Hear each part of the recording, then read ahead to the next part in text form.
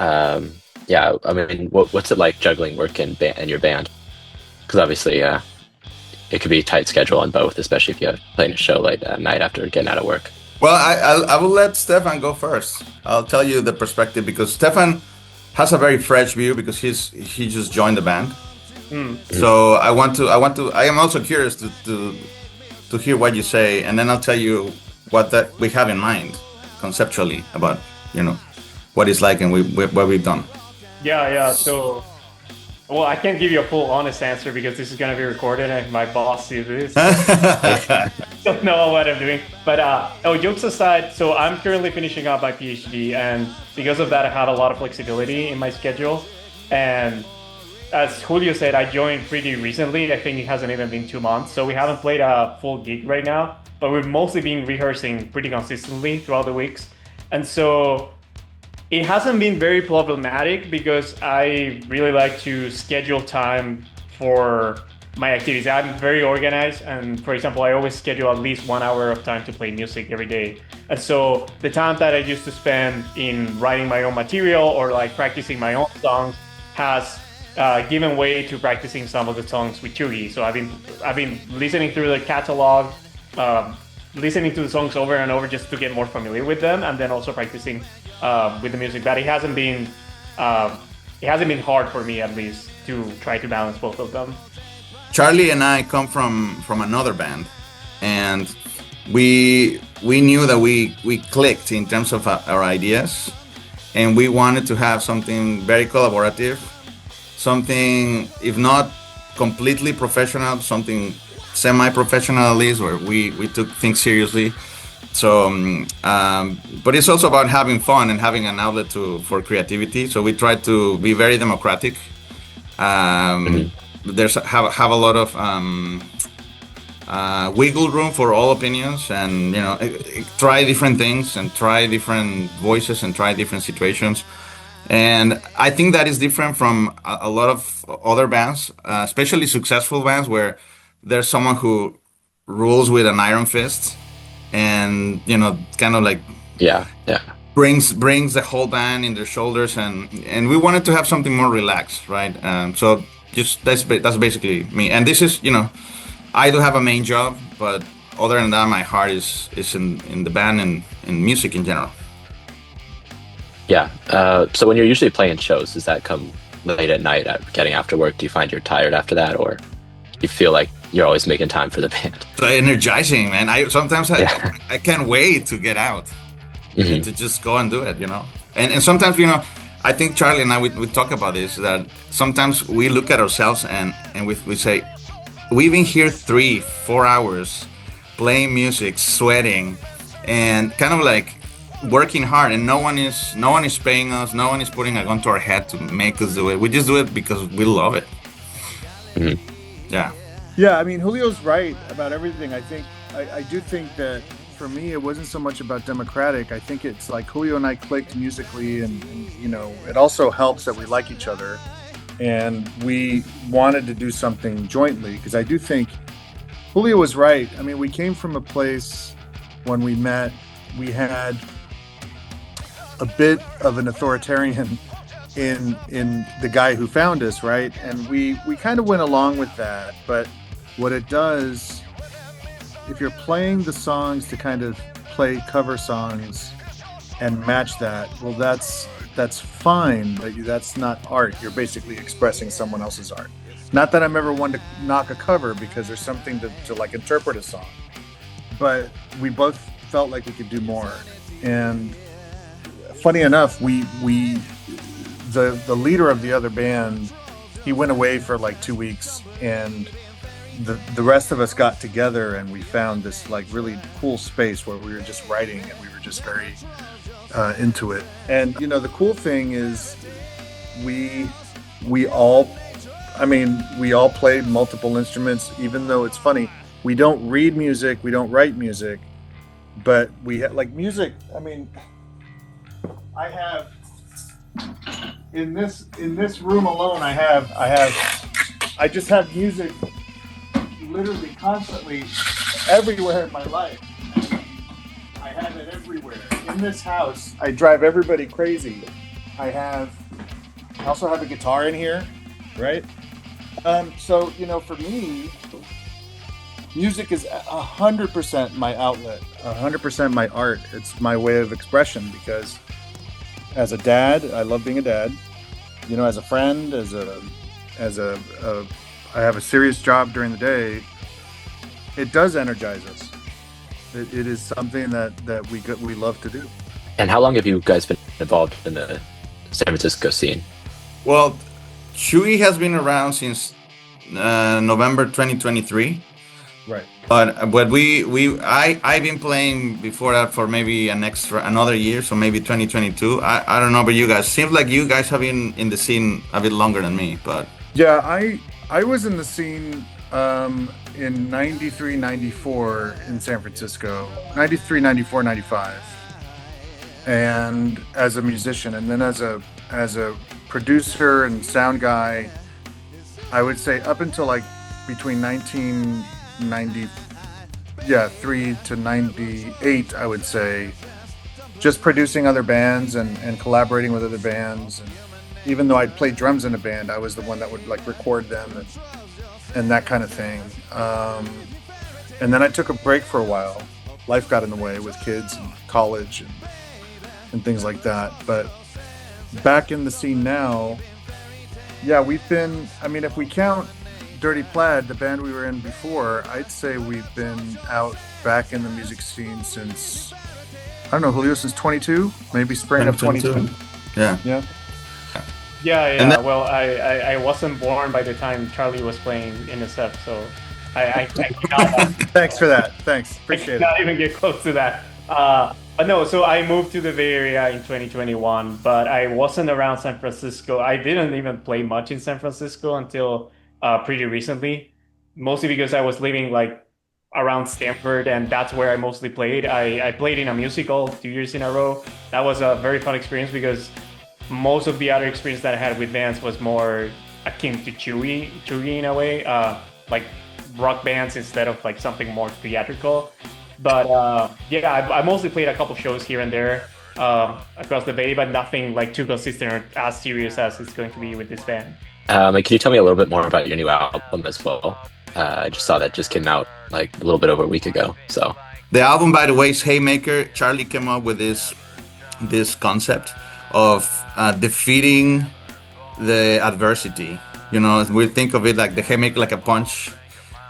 So you're fighting the day-to-day dilemmas, the day-to-day conundrum, all your problems that we have, and we have something in us that allows us to keep going and keep fighting like a boxer, and just go the extra mile and be prepared mentally, be prepared physically, spiritually to face the challenges of life. And I think that's what we wanted to project in this. And if we kind of feel being in the band, it feels like that because you're always confronted with setbacks and challenges, and at least that's how I interpret it. I don't know about you guys. Julio's right. It was a concept, and we wrote kind of the songs around that concept, and each song has a story kind of related to it. And it was a labor of love. We wrote all the songs together, and now we have Stefan, and this album is great, and I'm looking forward to what we do with Stefan because he has his own album. He brings another musical energy, another musical perspective. He and we both love the Who, so musically it's interesting. Stefan's kind of like in the middle of Julio and I. We all actually share like a love for the Beatles or a love for the Pink Floyd and things like that, but we also love new music too. Yeah, well, obviously I can't speak to the creative process because I came after that, but I have to say that Julio's read is very accurate in my opinion. It seems that when I'm working with these guys, we're thinking about making something that isn't thought of as something that other people should necessarily enjoy, but rather it's thinking about making music that we ourselves would enjoy. And I think that with the record, they managed to do that. It's kind of interesting because I came at a stage where all of the songs were already made.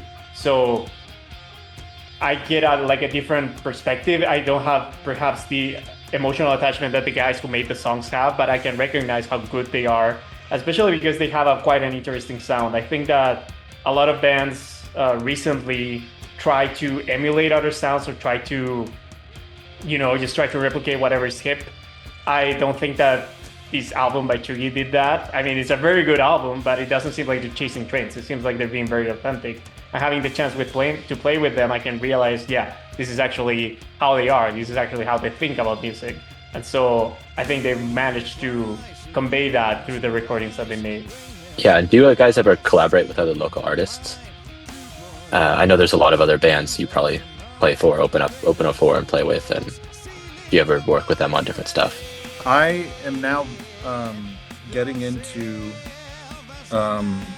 some promotion and filling in on drums if I need to. I'm doing it now. I did it to save a show, but now I have a couple of promoters who are calling me to see if I want to help them promote shows. So maybe that's something I'll get into.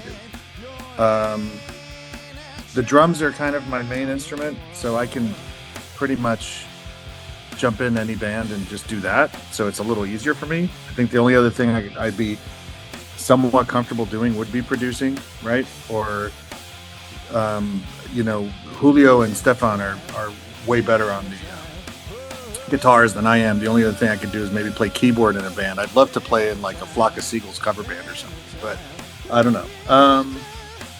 But yeah, no, I think that I'm doing this now selfishly for Cheugy, and because that's my main love. But also for me, it's bandwidth. I mean, Stefan just alluded to it. I am an old man, so I have so many commitments that I can't commit to 2 bands per se. But I can definitely, I'm going to be playing with Lost Ethos. We're probably going to practice once, maybe twice, and then do the show. Right? If I listen to something once or twice, I could probably play it. Almost anything. So that's what I'm working into, just so that we can get back into the scene. I mostly had more interaction with the local scene around the campus at Stanford when I was living there. And as Charlie mentioned, I managed to fill in for a couple bands here and there. I mostly interacted a lot with the MBAs because they have regular shows that they have, and it's a lot of student organized bands. Some of the people who played there were actually of very high caliber. I played with a Grammy-nominated artist once, and some people who ended up trying to go solo and move to Nashville. Haven't heard from her, so hopefully she's doing well. But yeah, I mean, I've had the chance to collaborate with people in that way. I also have my own other projects. But one of the things that I used to do and that I want to get back into is writing about bands. So back in the day, like a little bit before the pandemic, I used to run a blog where I would try to write reviews for artists that had just released albums that were not very well known, like think under 1,000 streams on Spotify. And I think it was a great experience because some of the blurbs that I wrote were used by these bands in their promotional material. And at the end of the day, it's good because you're listening to something that, somebody put their heart out to do, and it's not getting the attention that maybe it could get. And also you're trying to help them. Maybe somebody else will read that review and say, hey, I want to give this a shot. So that is something that I definitely want to start doing back here, and especially focus on bands in the Bay Area. The idea of do you do other projects with other musicians and artists, and I think we all do. And if you listen to the advice of people who have been very successful in music, people like Dave Grohl from the Foo Fighters, or Joe Perry from Aerosmith, or Slash, Guns N' Roses, they will tell you, play with people, play with a lot of people, expose yourself to different styles of interpreting music, performing music, thinking about music, and that's just gonna make you a better musician, a better artist. You'll get tools to express what you have inside in the way you want to do it. So my personal experience, as I was alluding to at the beginning, most of the action with collaboration is with all those other elements around music that are important for music. So for example, we have connections with photographers, and sometimes the photographers reach out to you and say, I can do this for your band if you're interested. And so we connect with them, and we set up photo sessions, or we invite them to our gigs, so they create a catalog of images for us. So it's kind of a win-win. They're helping us create images, and they enlarge their portfolio. We give them work basically to do. But it's the same with the promoters, right? Being part of a community that is always looking for an opportunity to create events, music events.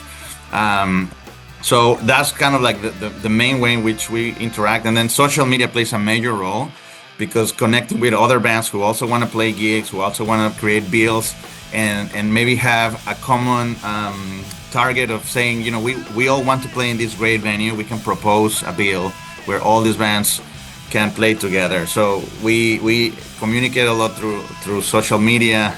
And then social media was where I started in the city. So I played in bands before I moved to the city. I grew up in Mexico, and I played in bands for a long time. But I started during the pandemic, where I wanted to have an outlet, just to cope as everybody else did. So I started a channel of videos, and I started doing covers. And my concept was to do covers in one take, just play the song perfect. I was kind of bored out of my mind, and I said, I'm gonna play this song perfectly, and I'm gonna record it in one shot and one take, and then so I started creating that type of content, and that morphed into with learning a little bit about video and editing. So that morphed into having, I think we're one of the few bands in the Bay Area that has a very strong catalog of our shows. So if you go to our YouTube channels or Instagram, you'll see that we have a collection of every gig that we did last year, for example. And that's another part of how we express ourselves, right? It sells health promotion, but it's also a part of our staple, if you will, that we are creating that sort of presence in a very unique way. So I hope that we can continue exploring other things, other collaboration, especially, right? We talk about doing videos, music videos, or doing, even something like this. We have done interviews before, and we love creating this sense of action, not only for the musicians, but everybody else, because everybody else is important. Yeah, and it kind of adds to the whole scene as a whole. And I wanted to go back to kind of what you said about your democracy idea for songwriting. And can you tell me a little bit more about how you all work together on a day-to-day level as you're working on an album? I'm the least proficient guitarist. I could probably play better on piano, but I will bring an idea, for example, to Julio, and I'll say, hey, this is how much I have. This is what I like the verse to sound like. It's about this. This is all I have. Here's the chorus, but it needs a bridge, and then we just sit down and we start working together, and we just start riffing. And I might come and I'll play the riff and just the basics and the basic chords. And then Julio will do one of two things. He'll either interpret it and kind of improve upon it, or keep the bass same structure and take my chorus and add more lyrics or whatever. So it is very, very collaborative. There's also times where Julio comes in with a whole song, and maybe he did the drums at home, and maybe he did a bass line at home, and I might say, hey, did you think about adding 4 bars here, maybe changing the drums to this, and maybe putting this here? Oh yeah, that's a good idea. So we're all very open to ideas if they end up being better ideas than the ones we started with. I think the only rule that is the hard and fast rule is whoever brought the song and whoever thought of the song first, they have final say. And the reason that is because every now and then, I might have an idea, Stefan might have one of us will have an idea, but if Julio brought the song, then Julio has final, right? So that's the only hard and fast rule. Yeah. But other than that, we're open to anything, Yeah, so kind of like the Beatles.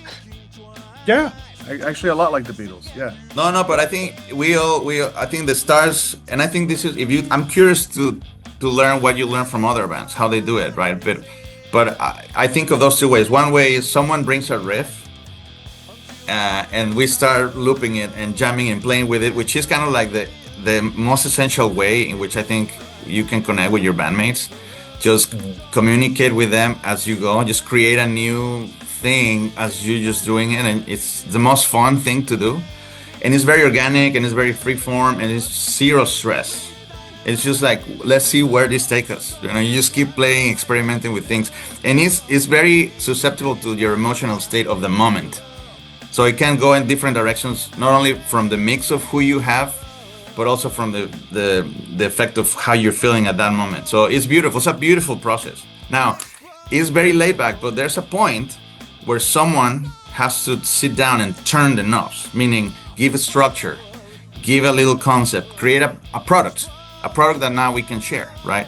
And that requires more of that's a more tedious part, right? And that creates back and forth, and that creates like a lot of thinking. It's very intellectual in a way. It stops being organic and visceral, and it starts being more, okay, let's just put our heads about something solid, right? So that's one way. Then the other way is, you know, Stefan has done it too. He's brought songs that are completely written, and then we just adopt them, and then maybe tweak things. We've done the two ways. Most of the time, though, we do the riff approach. So this is an idea, and let's just fly with it. And there are songs that take, you know, 1 or 2 sessions, and they're done. And then other songs that take us 7 months because we don't feel happy, and then we just go back and forth, and you know. It's beautiful. It's just such a beautiful process, because the concept of creating something that maybe touches you and others potentially, but you create it out of nothing. You know, it didn't exist before you put your hands on it or your thought in. I just think it's a beautiful thing. It's creating something new from, you know. Yeah. So you really think this is like the number one way of expression for you that you find? Well, absolutely. You know, so for instance, Julio could have had like missed the first half of practice, and I brought Stefan a song. So Stefan and I have a song together. We haven't finished it yet, but it's like 70% done. And he and I are probably going to present it to Julio, right? And Julio's going to say, "Oh, okay," and we'll probably record it. And then Julio will probably either come up with an idea, or he'll come back the next day and say, "Hey, I took the song home. What do you think? I added X, Y, Z." So, like Julio said, that is the fun. In some ways, that creative process is, in some ways, not always, but in some ways, it's more fulfilling, and to the extent that, like Julio said, you know, it didn't exist before. It started as an idea, and then the musical instrument is just a vehicle to get that idea into some, you know, one of the 12 notes, or 3 of the 12 notes in my case. I usually write in 3 or 4 keys, and that's about it, right? But you know, you really only have these 12 notes to work with, and somehow you just mix and match, and whatever you heard in your head, you put it down. Then you have 2 other people that actually are listening to it through their lens, and now it's just going through this kind of very fluid, very, you know, malleable kind of way that now it becomes something else. And most of the time, or almost all the time, it comes out better than what you had imagined. So that's the beauty of all this to me. Going back to Julio's earlier comment, I started my first professional gig, I was 17 years old, right? And I was the drummer, and sometimes the conga player. Sometimes, you know, so I was told that my experience in the beginning was there was the other way to do it, like Julio said. There was one guy, he was the leader of the band. He said, bass player, you do this, guitar player, you do that, drummer, you do this. And that's another way. And actually, I would say that's another good way to learn. I'm sure when Stefan played in theater, if you're playing Jesus Christ Superstar, they've already written the music. That's how you play it. There's no room for interpretation. And because, you know, it is a theater piece, it's a musical piece, it's already been composed, there's no room for that. So if you want to create, you could be Tim Rice, right? But Tim Rice had, I can't remember his partner, Weber, right?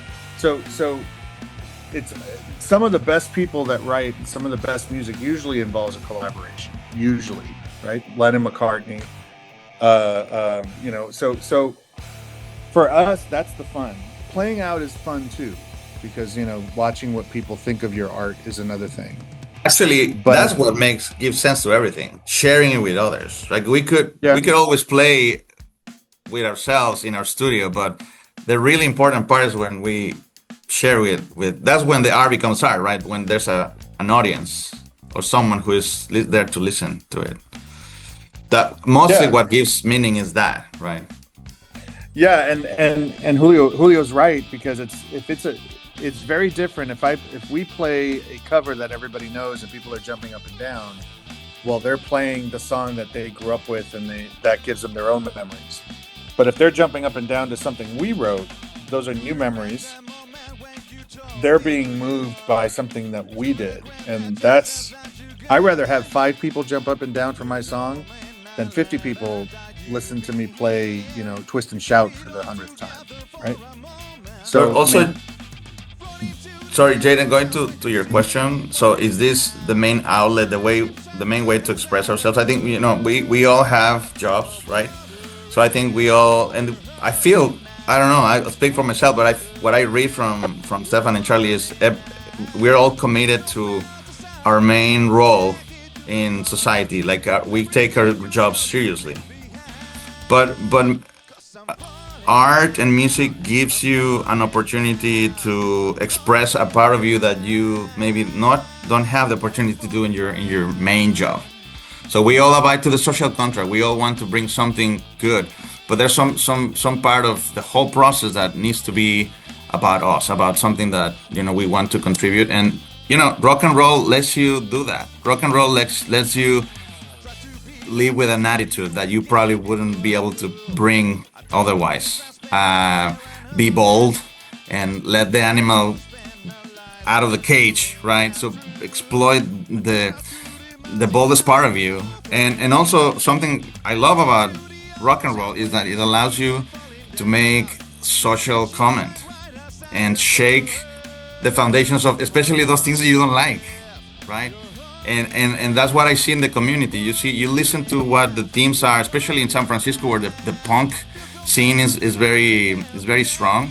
It's all about commentary. It's all about raising our voices to things that are nonsensical, and you want to wrap your head around those things, and then you create a message to also have an outlet that otherwise, if you keep it inside, you just get depressed and helpless. So this has been great too. That part of expressing that commentary through music. Yeah, I agree with most of what you guys have said. I just want to add to it that I think the democratic approach of Cheugy is what I find most interesting there. Most of my background, I've been the authoritarian figure in a lot of the bands I played with. Most recently I haven't, but I think that's a great relief because you can do other stuff that maybe you cannot do, and you kind of share the load when you're doing that. I think as Charlie mentioned, a lot of the great music has come, and not only music, in a lot of different fields, a lot of the greatest things that people do come from collaboration. And sure, you can do fantastic stuff by yourself, don't get me wrong, but I think to take it to the next level, you have to collaborate in one way or another, and having such an open way for us to pour our ideas and try to improve upon them is what makes the band great. Yeah, totally.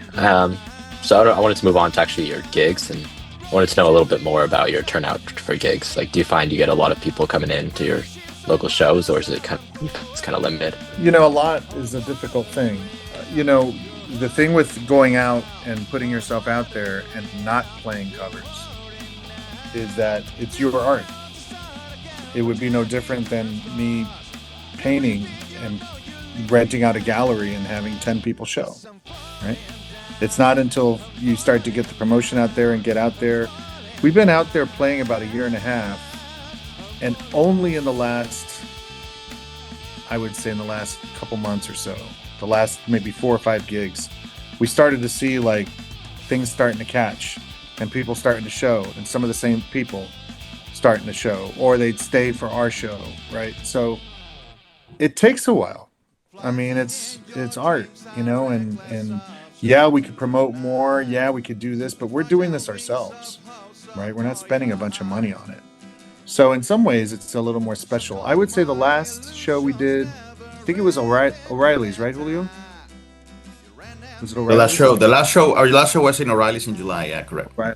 Yeah, and we had a good crowd there. I think the best show we had was a show. Unfortunately, this place isn't there anymore. It was a place called Baltic Kiss. And we had people jumping up and down and dancing. And the only other place we ever had that, ironically, was one of our first shows at Winter's Tavern. Sometimes it's a combination of people wanting to have a good time, and they hear those guitars and drums, and they just jump up and down, right? So I wouldn't say we have huge crowds. I would say we have, small and mighty crowds, maybe 20 people, 25, maybe. We go back a lot to what the purpose of all this, and I mean, to me at least, the goal is always to grow.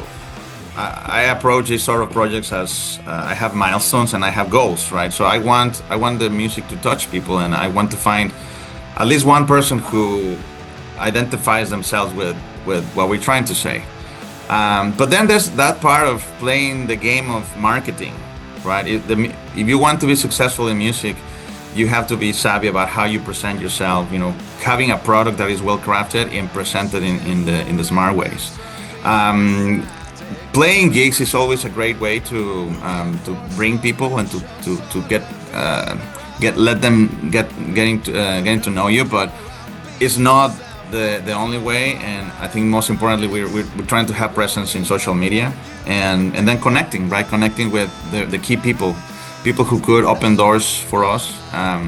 And the goal is always to try to play larger venues, bigger venues, more important gigs where more people can come and show. And it doesn't matter. We played gigs where there's maybe one or two people in the venue, but even that is very significant because they stay there for you.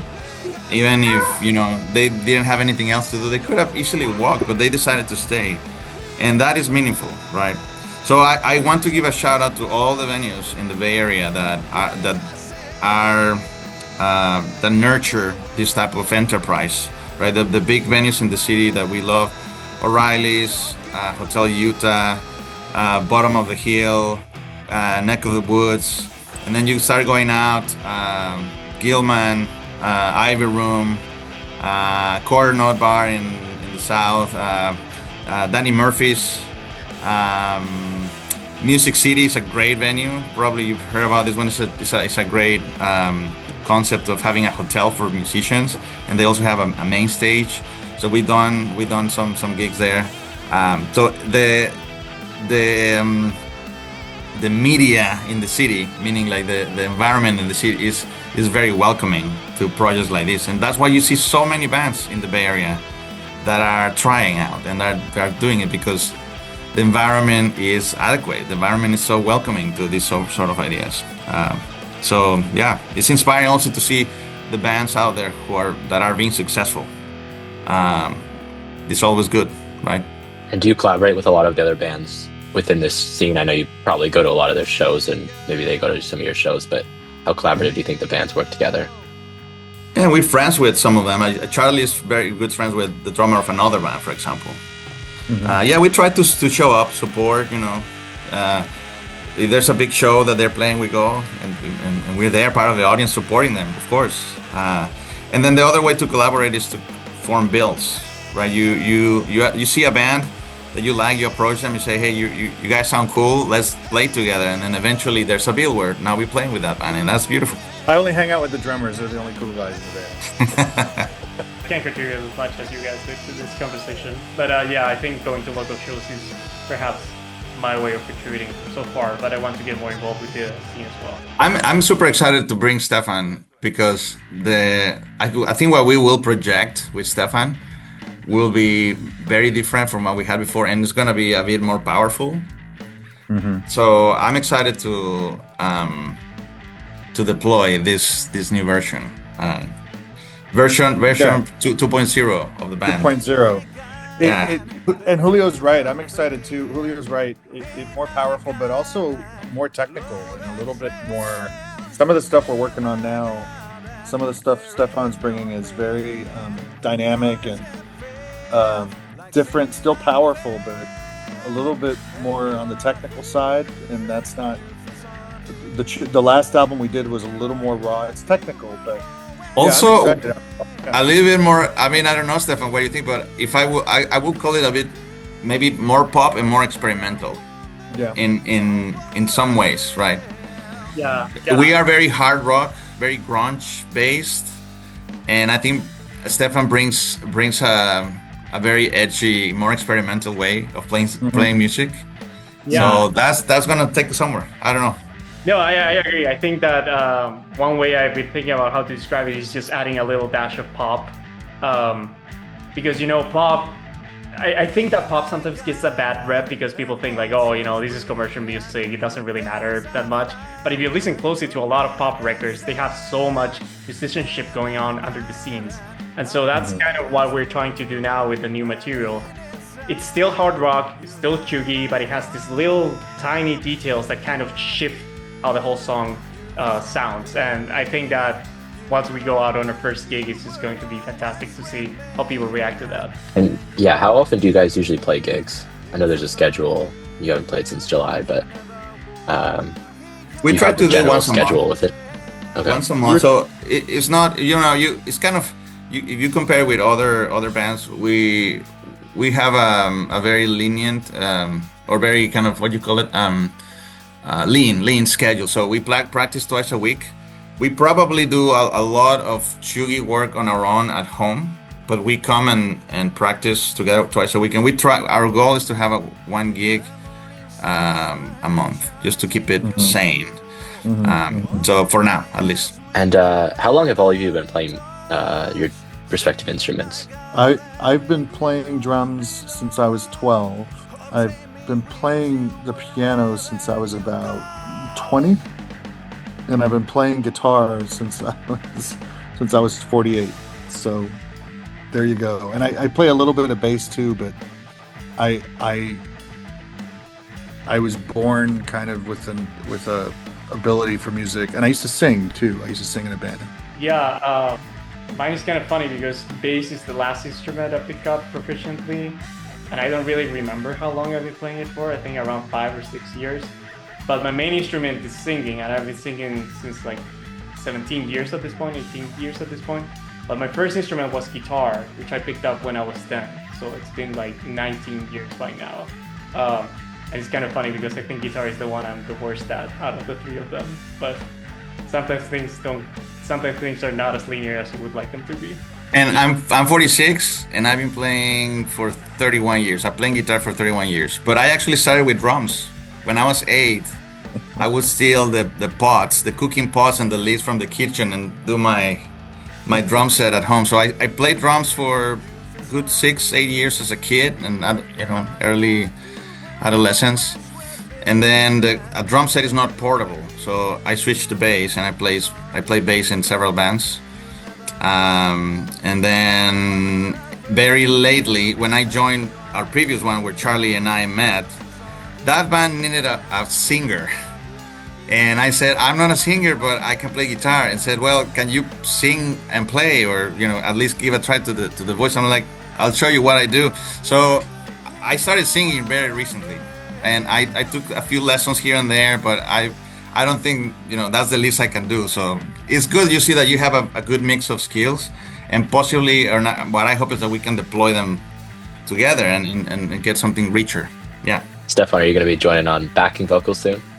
Yeah, well, we've been talking about doing some backing and lead as well. There's also one of the tracks that we're working on where Charlie's going to sing lead a significant amount of it, or at least that's the idea that we were rolling with at the beginning. I think that's also something that makes the band special. Like, everybody can sing, everybody has like a nice voice, and that is something that I hadn't found in other projects I've been in, and that unlocks a whole plethora of possibilities. Like the Bills, right? We keep circling back to them.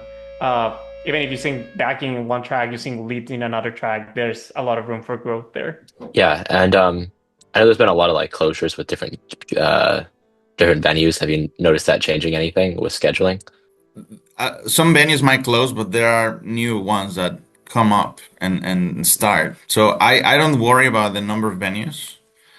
I like that the venues are also very rigorous. They have a process to filter and to give opportunities to everybody, and I think that's the right thing to do. And I love they do it like that way. There's an agreement where venues that are close less than 3 miles, don't allow to have the same band play in these two venues within a few days, 15 days. That's great. It gives opportunities to everybody. So I see the future will continue having. Probably we'll see I hope, by crossing my fingers, we'll see a new golden era of music in the Bay Area. I see it coming. It's vibrant, and also it's very collaborative. At least on the rock and roll side. I don't know on the other genres, but in rock and roll, people are friendly. People want to help out. People are nice, and it's great. I imagine I've heard that in other genres like hip hop and pop and things like that is a bit more competitive, but here people are so chill that I think it makes the fun elevate for everybody. I feel proud of being part of this scene. So actually, can we just circle back to your first album? So how would you say it was like different from the writing of your second album? Did you follow the same democratic process, or did you think you've had some changes over your first album that you realized were more efficient and made the second album a lot better? The process was the same. Writing process, the music was the same. It was a bit rushed though. The production was rushed, and it was very poor quality. It was very very homemade. And the second one was more professional, where Chris took a more serious role in doing it more technically from the production perspective, recording and mixing, mastering. It was a day and night difference. So you can hear it on the records. You hear the first one is pretty bad, right? But still proud because that was our first attempt. The writing was, I think I'm proud of it, but we could have done it better. And this one, Haymaker, is great, and I think we can continue improving, and we can continue doing it better. But do you record at home, by the way, or is it at a certain studio? We're in Secret Studios here in Okay. Bayview. Yeah. Mm-hmm. We have our own, so it's a luxury, thanks to Julio. We don't share with another band, so we actually have everything mic'd up, set up, put into a board. We have a 12-channel mixing board. We have a snake. We have all the mics, the drums mic'd up. Everything is ready to go. So whenever we have, inspiration, we hit the button on the computer and we're recording. Plug and play. There's no connection and moving things around. It's just there, ready to go, which makes a big difference. It makes a huge difference. Yeah. And do you practice there, or do you do just recording? Both. Yeah, that's our headquarters. That's where we practice. That's where we write. Yeah. That's where we bend. We talk about things that have nothing to do with music. That's where we strategize. That's where we plan. A lot of things happen in that studio. Yeah. All of it. It's our safe space.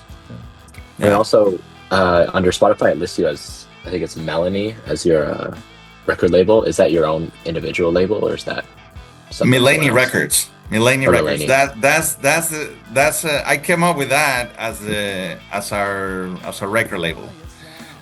Because when you're publishing, the distributors ask you to have a label, and if you don't have a label, you just make your own. So that's kind of part of the business that we're trying to exploit. It's not just about the music, but if we want music to reach out, well, we have to have merch. We have to have records. We have vinyl for this record. We press on vinyl. So I'm looking forward to having it in venues and letting people take a look at it, and then we're gonna distribute it in the record stores in the Bay Area, which is another member of the community, right? The record stores that are still doing the vinyl and still doing the beautiful roll. So yeah, it's the whole thing. It's not just music, but the whole product. Yeah. So you kind of do, or at least you as the band, do everything yourself without a company, like album production and stuff. And then how is it actually selling the albums and bringing it to record stores and venues? Well, we haven't done it, right? So we are about to experiment the process. We'll learn. Yeah. But what the idea is to mostly the way music gets to people most of the time these days is through the streaming platforms. So we want to make sure that we have a good presence, that we have a product that is appealable and palatable, appealing, and then follow the recommendations of how to make it go to the playlists that are curated by people who do that for the new records and the independent bands. So trying to get there, and then the milestone is to get in the radar of a promoter or producers that might be interested in working with us more professionally. But this is a very independent. This is very as indie as it gets. So it's a process. So we're also learning. We're not a consolidated band by any means, but that's at least in my mind. And I don't know, Stefan and Charlie, that's for me the goal, right? That's kind of like where we're shooting at. And do you want to expand on that, Stefan? Like where you came from as a different band? Were you actively doing that as well, or are you purely based on making music and kind of letting them everyone else figure it out? Yeah, no, that's a good question. So I mostly work solo. So I have 7 solo albums, and I have an album with my college band, which ended up being released by the time we all broke up. So I had to go and do the old game of promotion. Also, where I come from. So I come from Chile. A lot of physical media and the music scene is kind of dead over there. I've heard that it's having like a renaissance. So I think this is a great learning experience as well to try and see how to promote ourselves. I think the closest thing that I've done to promotion was writing all these blog posts that I mentioned before for indie bands that were coming up. It was kind of ironic because I was trying to promote them, but then in return they would always ask me like, "Oh, do you write music? Like, can I listen to your stuff?" That's how I got a lot of my plays right now. But I think that going through the route of trying to be a more consolidated band and exploring with merch and selling the records is going to be it's going to be a very great learning experience. All right, I'm kind of coming up at the end of my questions. I think we covered pretty much everything I wanted to see, but was there anything any of you wanted to cover? No, thanks for reaching out to us. This is nice for us to do. This is our first interview as a band, the new band. So thanks for having interest and thanks for doing it. And you know, you're the generation that's going to keep all this alive. So come to our show whenever that is. Yeah. I think Yeah. we're shooting. Invite everybody to come check us live. I think the music is better live. You get an idea on the record, but there's nothing like listening to music live. So I hope everybody gets excited. Everybody that you might reach with your writing might be interested in coming and checking out Cheugy and all the great bands in the Bay Area. Yeah. Just keep it going. This is the way. Mm-hmm. This is the way. Well, I'm definitely gonna keep an eye out for whenever you guys do a show. Please come to our shows. I think, as Charlie said, going to live music is always more special than just listening to a record. Records are great. I love records, but going to a live show is very special. So, yeah, I think it's something that we should all do to support the scene. Yeah. Great. All right. Yeah. That's pretty much it. All right.